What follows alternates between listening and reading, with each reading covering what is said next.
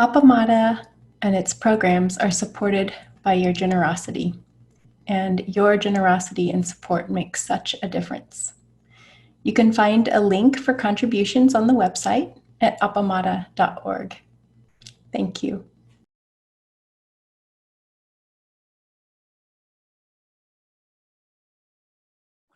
Okay, it's good to see everyone. And welcome back. This is our last class for this series. I'm hoping that I will also be able to answer any questions you have about anything that we've covered so far. So, but we'll begin.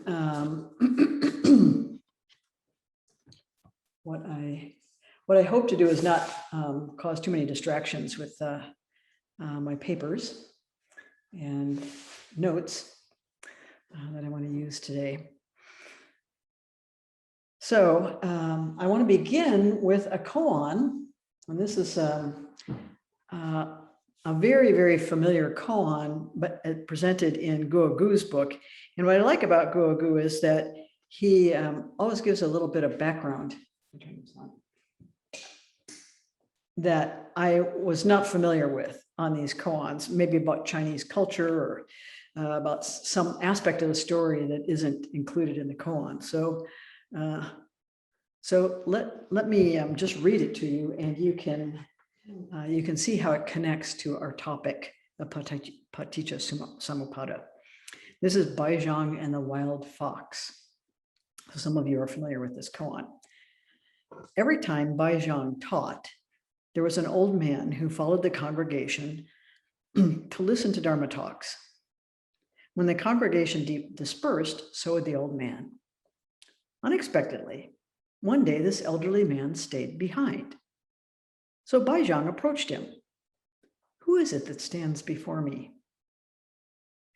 The old man said, "I'm actually not human. In the time of the ancient Buddha Kashyapa, when I was dwelling here on this very mountain, a student asked me, 'Does a person of great practice still fall into cause and effect or not?' I replied that he does not fall into cause and effect. As a consequence, I have been condemned to be a fox for 500 rebirths. I now ask you, Master, for a turning phrase so as to release me from being a wild fox." Then he asked, "Does a person of great practice still fall into cause and effect or not?" Baizhang said, "He is not deluded about cause and effect." At these words, the old man was greatly awakened. He bowed in reverence and said, "I have now shed this fox's body behind the other side of the mountain. Please, Master, give me a funeral service due to a dead monk." Baizhang ordered the rector to pound the gavel to summon the assembly and announced to them, "After we eat, we shall hold a funeral for a dead monk." The congregation was puzzled and began to discuss the matter among themselves. They went to the infirmary, but there was no one sick there.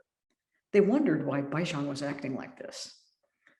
After their meal, Baizhang led the congregation to a cliff on the other side of the mountain, where he used his cane and dragged out the body of a dead fox from a crevice in the rocks. They then formally cremated the body as they would a monk's.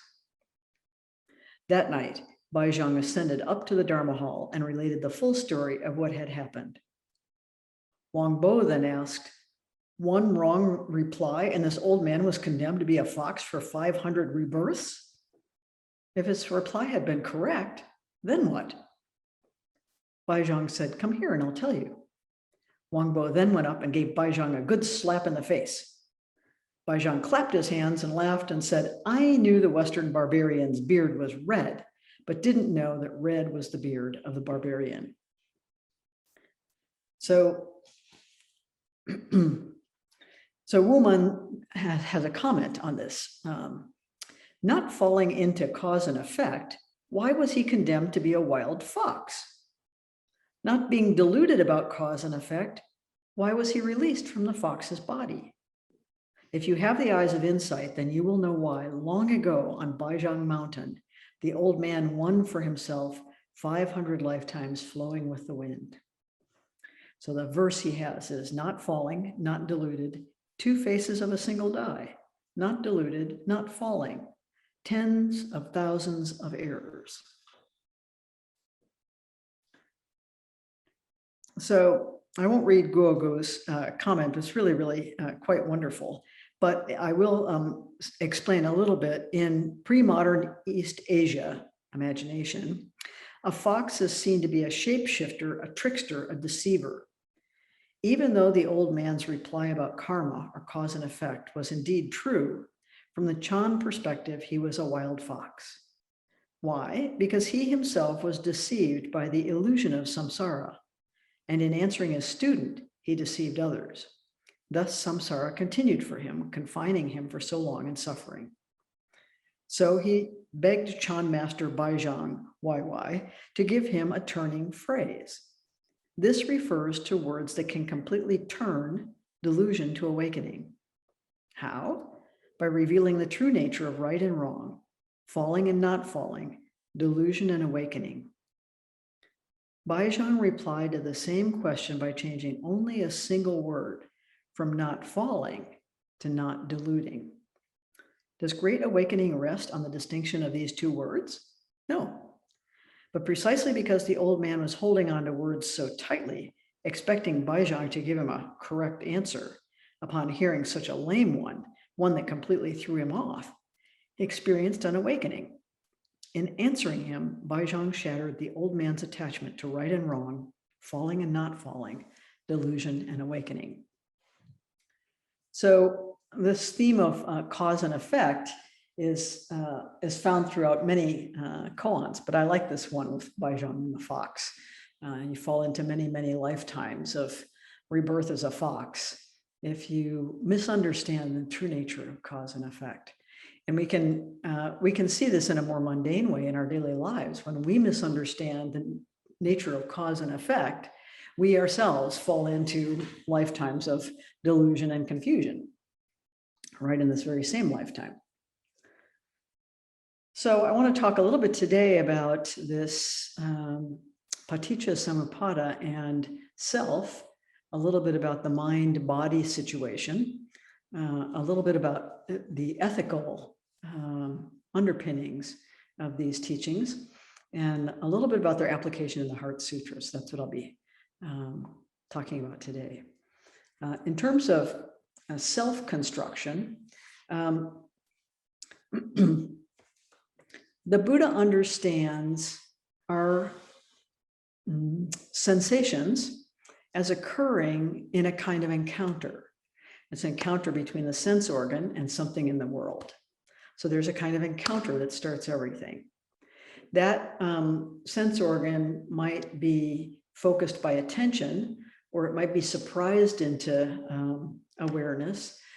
It might be looking for something, but in any event, it's the encounter between a sense organ object, and it's the sensation is actually the impact or the attention that occurs in that encounter. So this is true for all living creatures, an amoeba, for example. So this then leads to perception, some perception. And perception is colored by our prior experience and our habits of mind and our tendencies. But it's shaped. It's not something that is simply receiving what's out there in the world. It is shaped by our 6 sense organs, as the Buddhists understand the 5 senses plus the mind is a sense organ. So there's this perception, and the perception provides this awareness. It comes out of feeling, of pleasant, unpleasant, or neutral, right? So from this, consciousness is born. And so the construction of self is no different. So I like to think about this in our contact with the world, but primarily through the reflections we get from our encounters with other people. We form a kind of sense of self. And that sense of self is quite malleable. You can see the struggles that young people have, like in junior high school, trying to form a sense of self and engaged in all kinds of, cruel and barbaric behavior with each other to try and craft a sense of self that's a center of agency and power. So we develop a solidified sense of who we are. And so we have a lot of attributes that we apply to ourselves. Our internal voices are always telling us, you're so lazy, or you don't have any compassion, or whatever the voices inside are telling you come out of that prior experience and then the sense contact. So you meet someone and they don't quite look you in the eye. So your tendencies will tell you whether you believe this means the person's untrustworthy, or whether you believe the person doesn't really like you or isn't interested in you, finds you boring, or whether this person is preoccupied with something else, or you're just curious what's going on with this person, right? So this all comes out of our habituated tendencies in viewing the world and viewing what we think of as ourself. And recently there was an article about the self as network, I think in Aeon, in Psyche. So every age has a concept of mind and self that is grounded in the metaphors of the age. So the metaphor of our age is networks. So now people are beginning to write about the self as network, the mind as networks, networks of neurons, networks of associations, networks of meaning, networks of memories. So the network is kind of a potent metaphor because it's really speaking to something that's massively distributed and which in many cases doesn't even have a control center. So it's activated across the distributed, system. And when we're talking about a network, we're talking about, when we're talking about any system, we're talking more about relationships and flows. So flows of energy and information and resources. So if you think of self as that kind of a network, then that's one way of understanding its mutability and its distribution and its lack of sort of a solid center. I was thinking of this, I was talking to the teachers about this on Friday, about the metaphor that the Buddha uses as a flame. And I think that's such a great one in the sense that when you see a candle flame, there's something there, right? But it's not a thing. It's a visual field. There's a visual field, but the candle flame isn't just the visual field. Even if you hold your hand above what looks like the flame, you can feel it, right? So the tactile field is different from the visual field that creates a flame. And so there's a kind of emptiness to it, but at the same time, there's some activity. So it's really an activity more than it is some kind of thing, substantial object. And it's created by combustion, it's burning. So the Buddha has the famous fire sermon where he says, all is burning. He's talking to the fire worshipers. And he says, all is burning. The eye is burning. The world is burning. And I think in his teaching in the fire sermon, he's not saying everything is being destroyed. And he's not even saying everything is impermanent. He's saying everything is combustion. Everything is this activity of combustion. So, so there's a kind of emptiness at the heart of it, but it's not a void kind of emptiness. We know there's, a candle flame has a scent. There's smoke that wafts up. It goes out when the fuel is gone. And then where does the flame go? There's no substantial thing there. There's no thingness to it. So it's a process or an activity. And I was also thinking about the ways in which a flame transforms things. It's not only that it exists there, it's also a transformational agent. So because of its heat, because of the light, because of combustion, and because of its composition, it transforms the things that move through it, depending on whether it's large or small, and depending on what the thing is that's passing through it. But everything has some response to the candle flame, right? So something like a bar of lead might seem unchanged, but it is warmed up a little bit, right? So it gets some heat out of it. The darkness is lit by that combustion process. And there are other things which are massively transformed. A piece of paper, Dogen famously said, firewood becomes ash and doesn't become firewood again. So these transformations are moving, not because some thing has acted on them, but because of passing through that system of combustion and that process. So then we can think about this in terms of collaboration. When we have a single candle, it's got a certain amount of power, but it's pretty small. But when it lights other candles, it could be quite huge, right? You take one candle, you can light a lot of candles, or you can start a blaze that's quite a bit larger. It has a huge amount of energy and light and heat and transformational power to it. So that might be the power of destruction as in a wildfire, or it might be the power of creation as in a blacksmith shop. But this metaphor seemed to me kind of interesting because of its transformational power, even though it's not a substantial thing. So in our sense of self, our thoughts, our words, and our actions are like flames themselves. So they're not substantial in and of themselves, but they can have quite powerful effects, and they can transform things for better or for worse. And yet we can always say, well, it's just words, just empty words. Words don't have any power, but they actually do.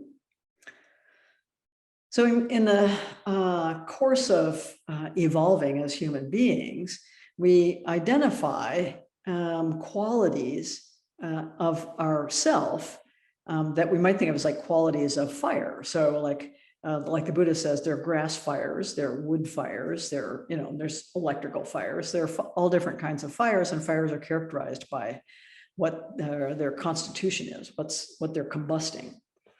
So charcoal fire. So our thoughts and our words and our actions are like that. So they're not in themselves substantial, but they have powerful transformational potential.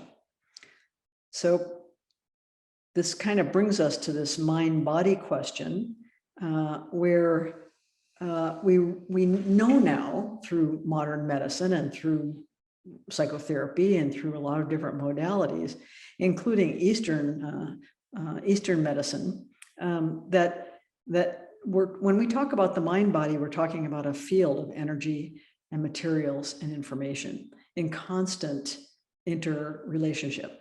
So it's almost impossible to think about the mind distinct from the body. It's a kind of a field, and that field includes mental aspects and physical aspects in intimate relationship with each other.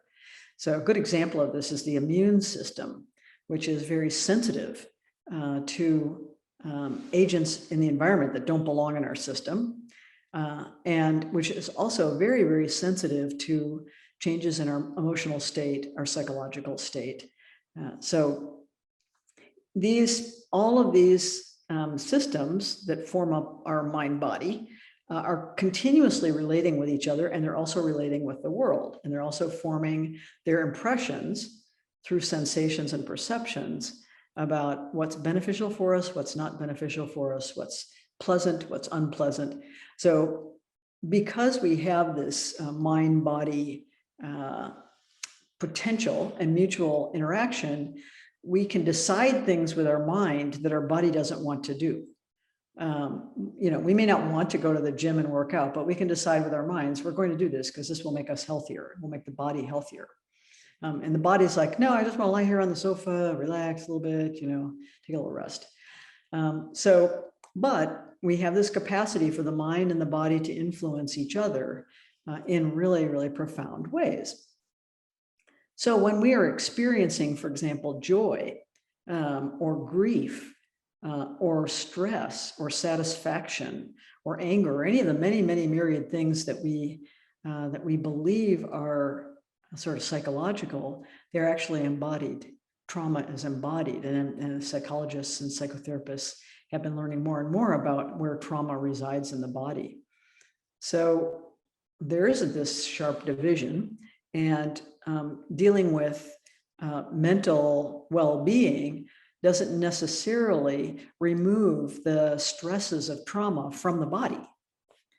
So this Bessel van der Kolk has written a lot about this and about the need for physical activity that can help release some of the stress that's held in the body. So we try really hard to use our minds to help our bodies be healthy, to help our relationships with others be healthy. And sometimes these things are at odds. So sometimes we want to have a healthy relationship with somebody who's difficult for us. And so our body's reactive around the difficulty, and our mind is, trying to form a positive relationship in the midst of the struggle with the physical reactivity. And we think we can use logic to resolve some of these issues. I want to read to you a little bit about what Joanna Macy says the Buddha taught about logic, because he, of course, suggested that people investigate all of his teachings for themselves and see whether they held up or not. So she makes a distinction. Hold on here. She makes the distinction the Buddha made between, taka, which is just pure logic, distinguished from anumana, which is inferential or empirical reasoning, that is, reasoning from what your experience is. And it's seen, taka is seen as both controversial and unreliable. So first of all, it derives from perception. There's no self-justifying realm of pure reason aloof from or unconditioned by the sensory world. So the Buddha does this teaching about this. He says, there exists no diverse truth which in the world are eternal apart from perception. Having formulated theories in accordance with logic, they have arrived at the twofold categories called the true and the false. Reckonings characterized by conceptual proliferation have perception as their source. So consequently, he says, the fruits of taka, pure logic, taken independently are suspect. So we like to believe that logic is really triumphs over myth making or falsehoods or whatever. He says, even that which is well reasoned is liable to be baseless, unfounded, and false, while that which is not well reasoned or well thought out may turn out to be true, factual, and not false. So you've all had this experience in your life of that distinction. So the views that are arrived at and defended in terms of taka alone are suspect in the Buddhist view, because knowing is conditioned by habit and vested interests. As a skanda, the faculty of knowing is one of the 5 components of human activity, along with body, sensation, perception, and volitions, and it is interdependent with these other 4. So the recorded statements of the Buddha make this clear, Macy says. Here's what the Buddha said. Were a man to say, I shall show the coming, the going, the passing away, the arising, the growth, the increase or development of consciousness apart from the body, sensation, perception, and volitional formations, he would be speaking about something which does not exist. There's no pure logic, there's no pure reason. So, in other words, the habits and impulses to which mental activity give rise come in turn to modify it, and thereby to interpret the external world and impose fabrications upon it. We all do this without exception. So this process by which that fabrication occurs goes like this. Depending on I and visible form arises visual consciousness. Meeting together of the 3 is contact. Because of contact arises feeling or sensation, that's Vedana. What one feels, one perceives. What one perceives, one reasons about. What one reasons about, one proliferates conceptually. What one proliferates conceptually. Due to that, concepts characterized by such obsessed perceptions assail him in regard to visible form cognizable by the eye, belonging to the past, the future, and the present. So this produces this kind of proliferation. And that's why we consider that perception is really an interaction with the environment, and not just the receiving of something by a sense organ, which is tuned to perceive it. Many years ago, there was an article by Oliver Sacks about a man who regained his sight through an operation after he had lost it when he was very, very young. So he became engaged, and his fiancée discovered that there was an operation which could restore his sight. So his sight was restored. He was in his mid-50s. And everybody thought, okay, the curtain is parted. Now he has visual perception. He can see. So there were enormous number of consequences out of this. First of all, he couldn't really see, even though his visual perception was working, because he couldn't distinguish the edges of things. He couldn't distinguish that something was closer and something was farther away, not because his visual apparatus couldn't do it, but because his mind couldn't construct that distinction out of what it was seeing. So for him, a set of stairs was always remained just planes of color.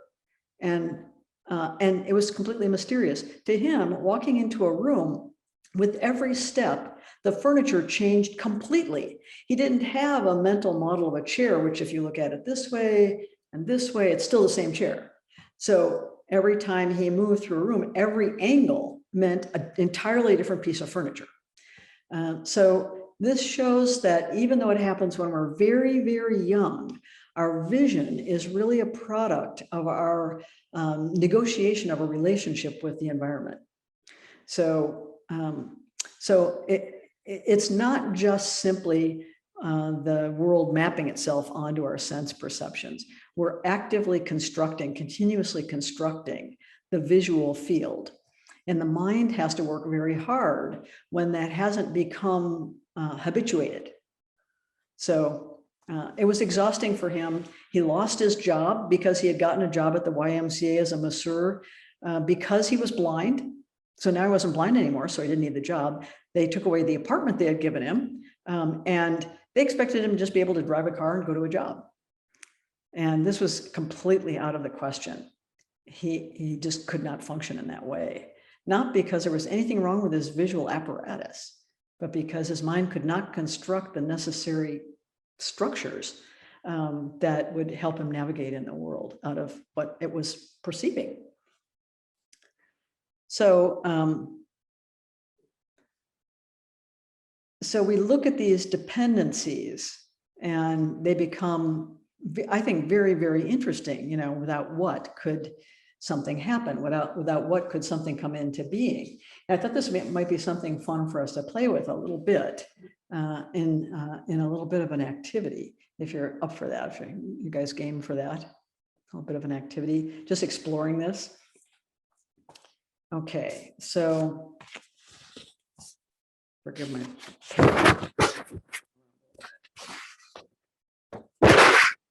you need something to write with. And we're seeking causation now. So you want to identify a current challenge or difficulty in your present life. Just a challenge or difficulty in your present life. If you have no difficulties, congratulations, maybe you're already a Buddha. If so, you may recall a recent example from the past. Just make a little note describing it, just so you'll recall what it is. A challenge or a difficulty. Okay, so now we're going to try thinking like a Buddha. And the second part of this is, what is this challenge or difficulty dependent on? Thinking of what specifically is necessary for its existence. The test is to discover without what this would not exist. And there's no copping out and saying everything else. We're looking for immediate and specific dependencies. Identify at least one causal factor. This is the first link. Dependent upon what does this exist?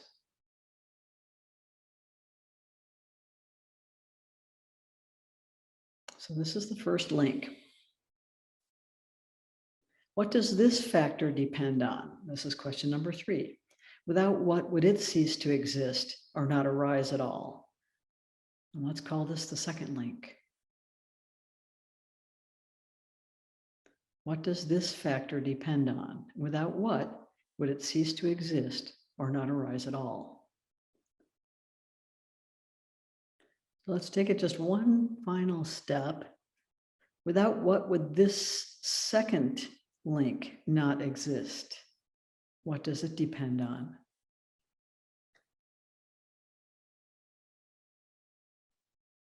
Would you repeat that, Peg?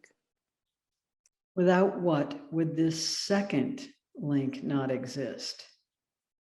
What does it depend on?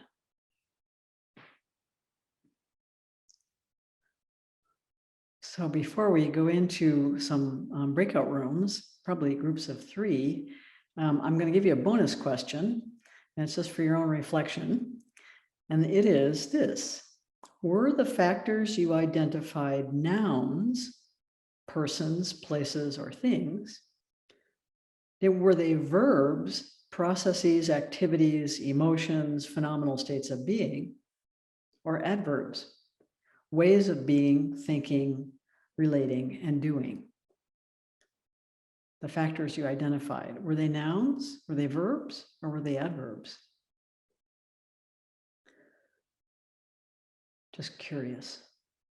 And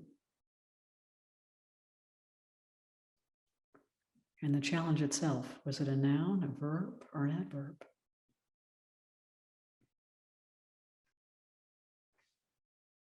Okay. So let's have groups of 3 for 20 minutes. Can you set that up, Kim?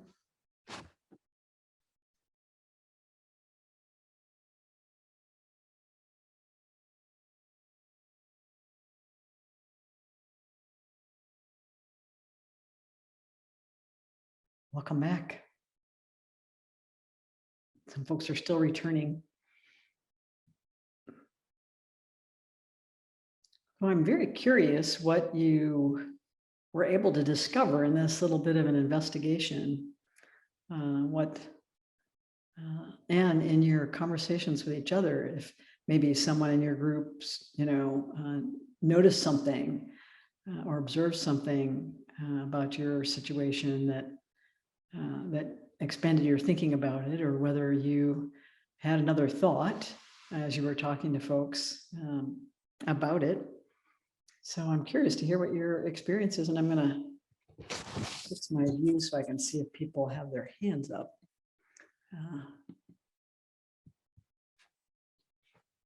So as you know, you can use the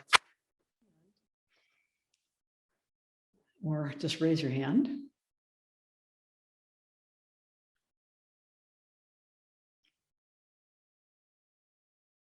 Yeah, Joan. I think you can unmute yourself.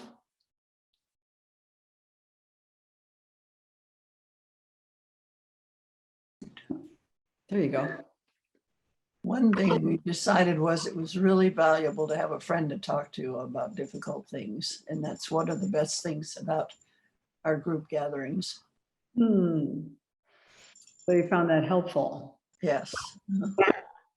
And I always do in our groups that's one of the real blessings and pleasures is sharing with someone. Yeah. Yeah. At the very least, you realize you're not alone in it. Yeah. And we compared notes because my problem is an extremely big one with my son right now, where we're not talking to each other. He won't answer my calls or anything.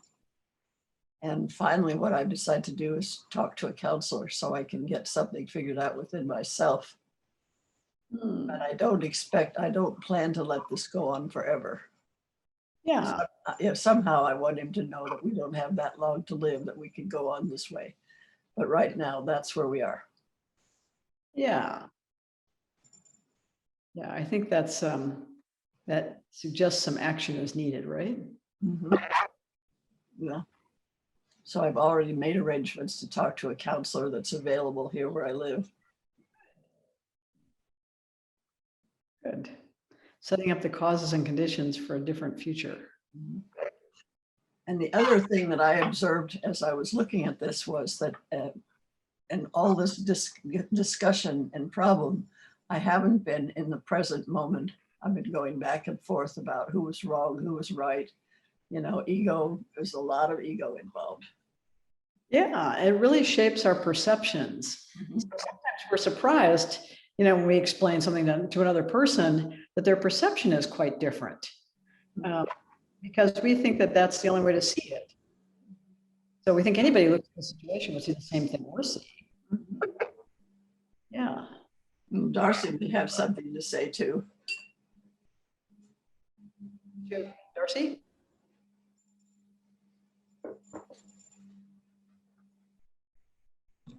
Not really, but Joan, it was so good to be with you.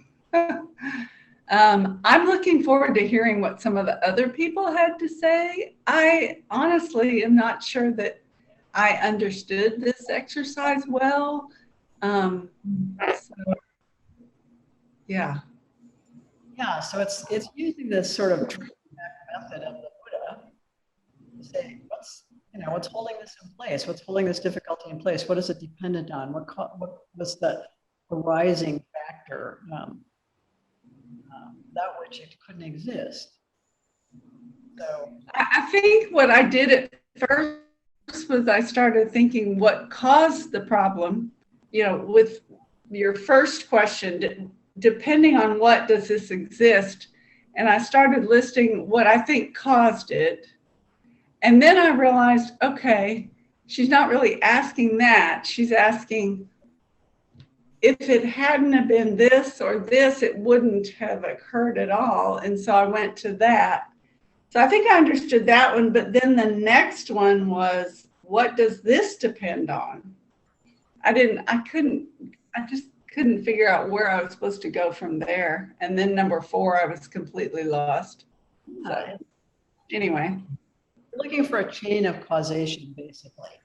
I saw that, death is dependent on birth. Without birth, you don't get death.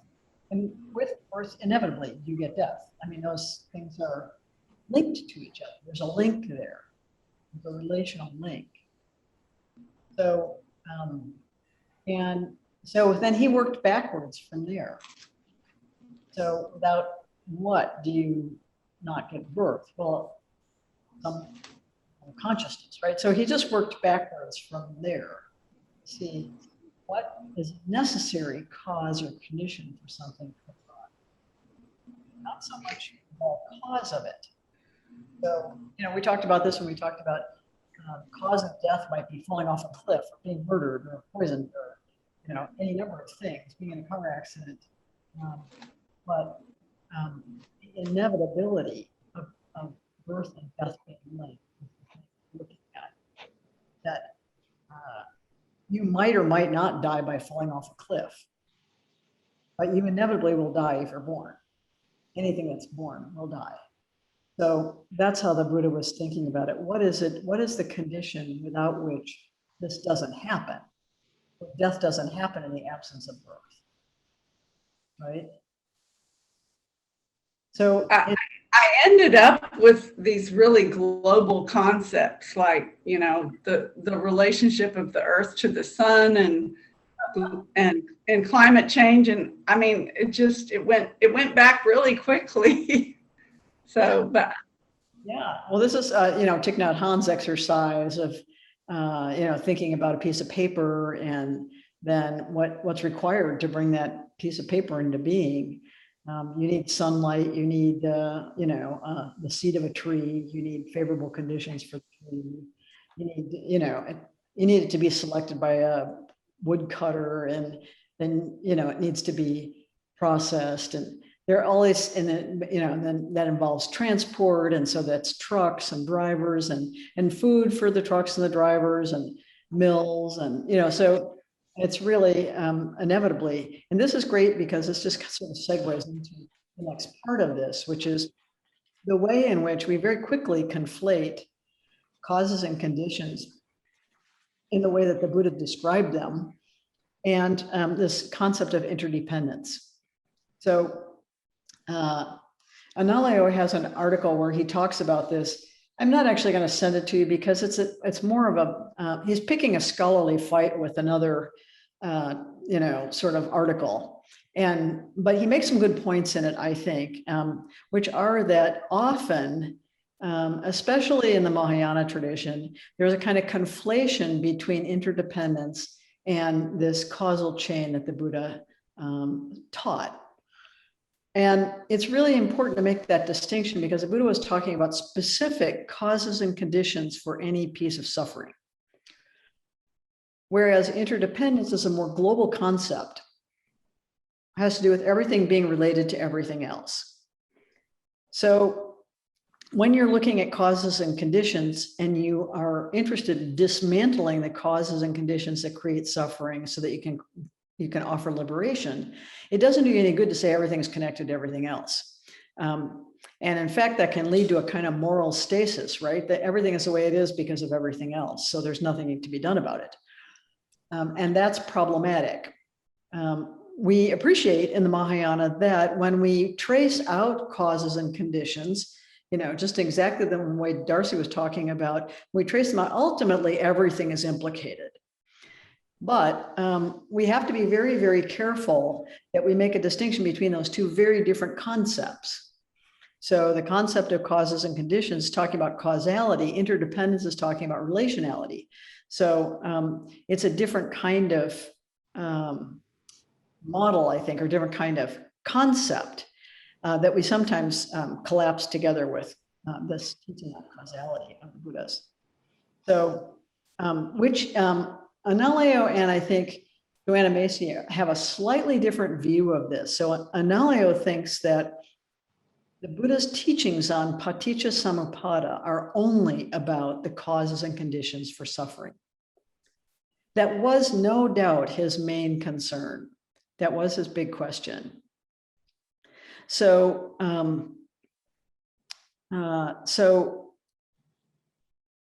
Macy says, on the other hand, that dependent origination, paticca samuppada, is shot through all of the Buddha's teachings, and suffering is his case example to explain it, because everybody's familiar with suffering. So there's two different perspectives, and I don't necessarily think that one is right and one is wrong. It's just two different ways of viewing these teachings. So, okay, Gail.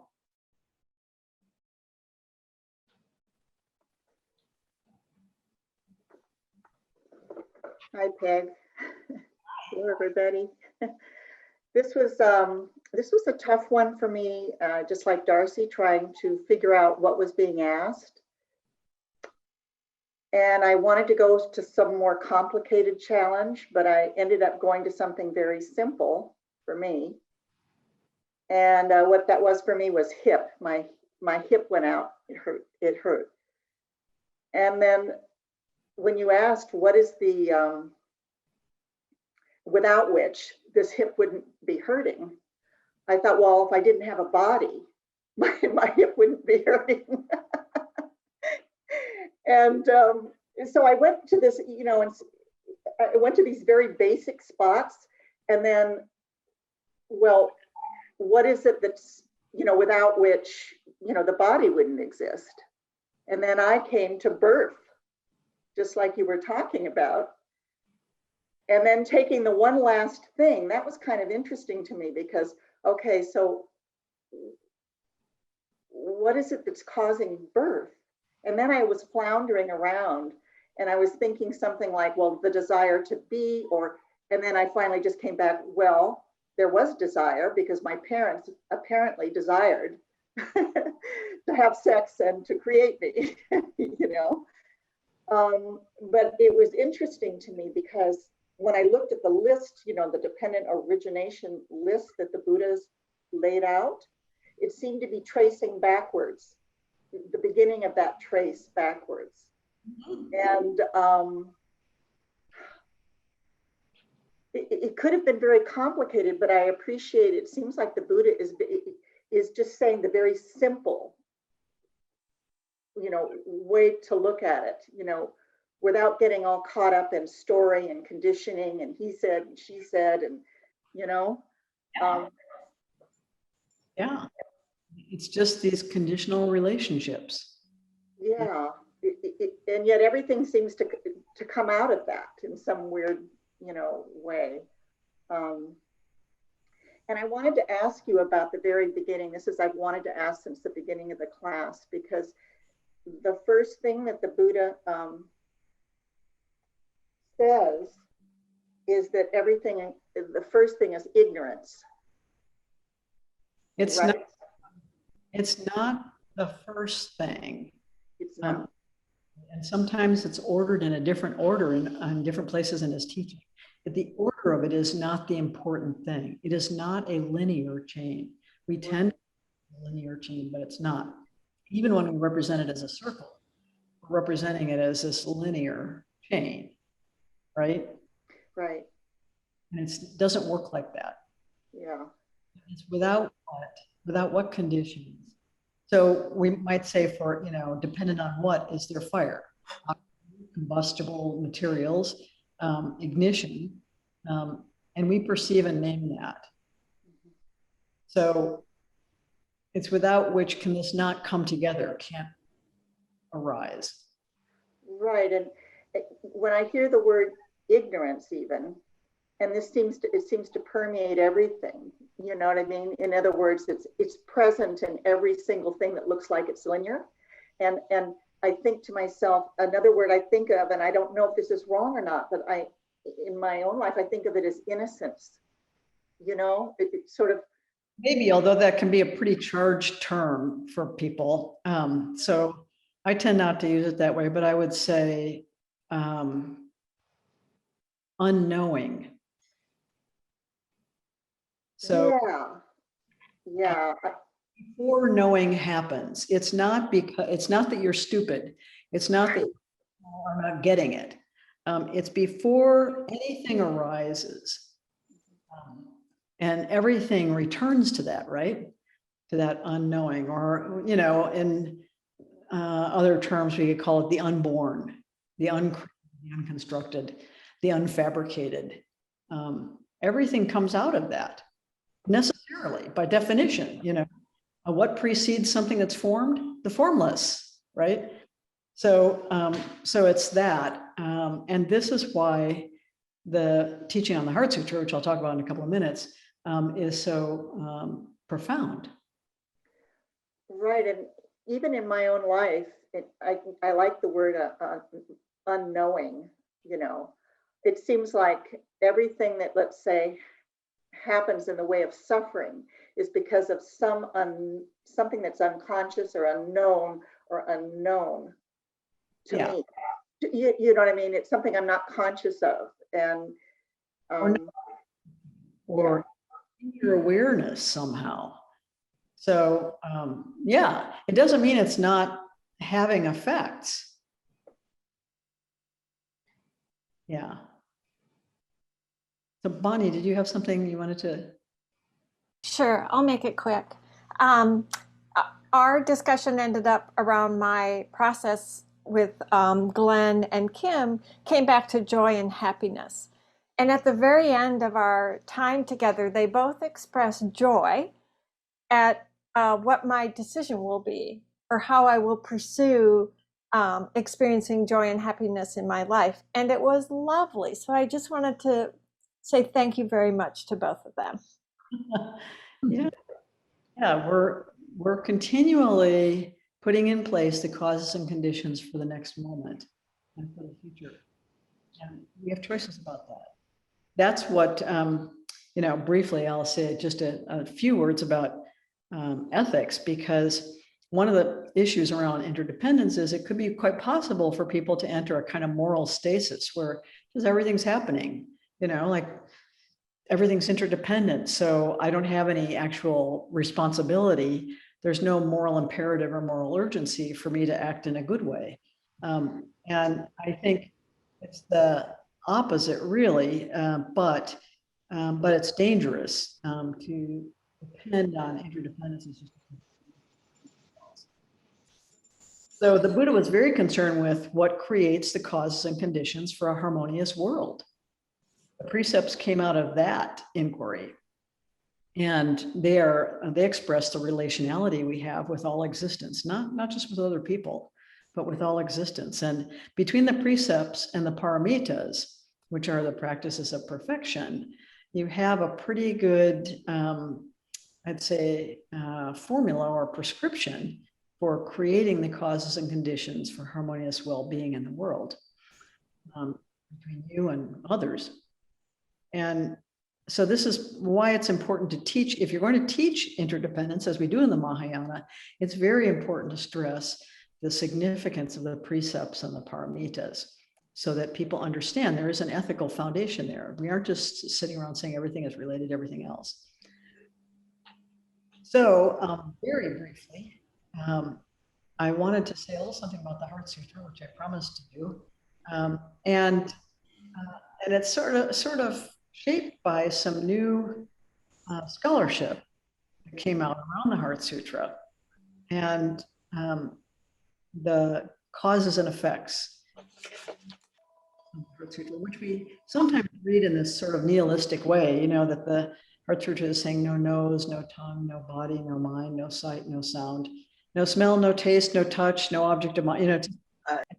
It's the dismantling, looks like the dismantling of all of the teachings of the Buddha, a kind of negation.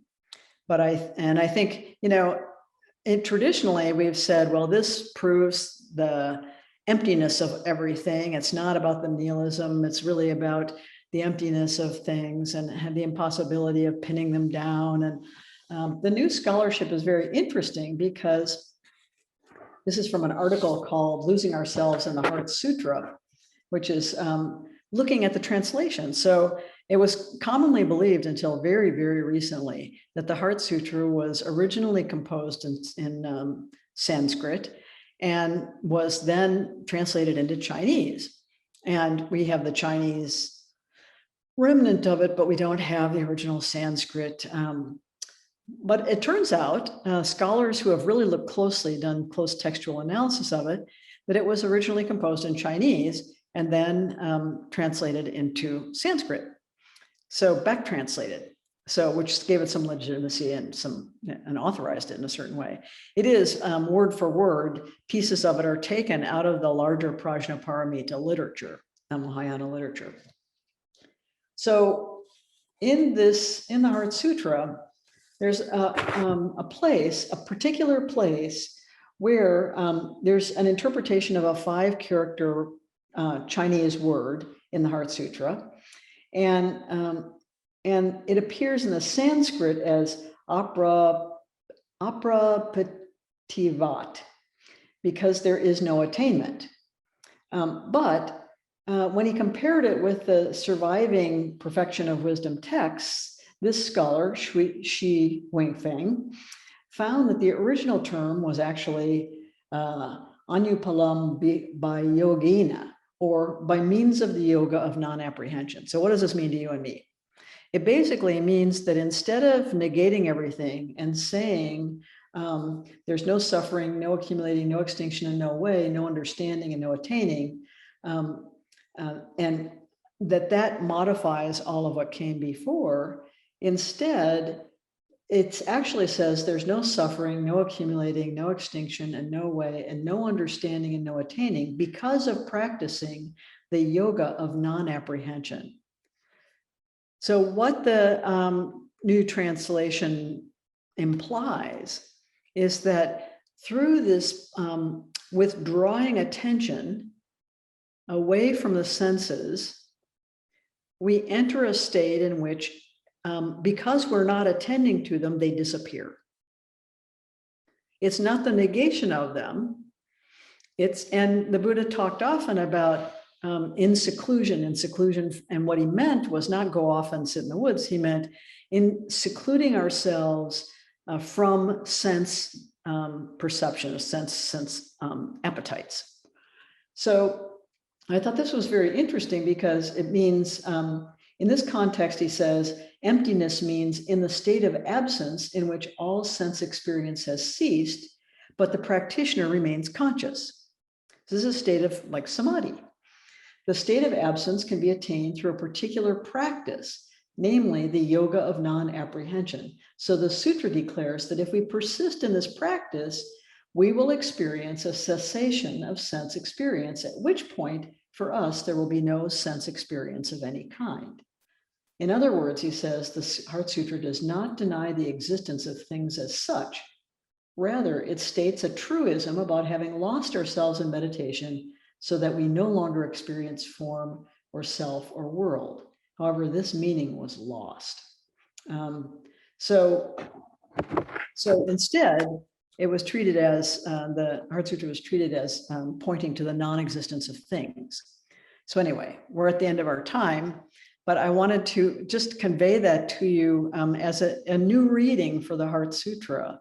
And you can think about whether that has some value for your ways of thinking about it. And I can send this article around so you can read it and see what it's a scholarly argument in a way, and that's talking about a fine point of translation. But as we know in Buddhism, these fine points of translation can often carry pivotal meanings that shift something for us so we understand something more deeply.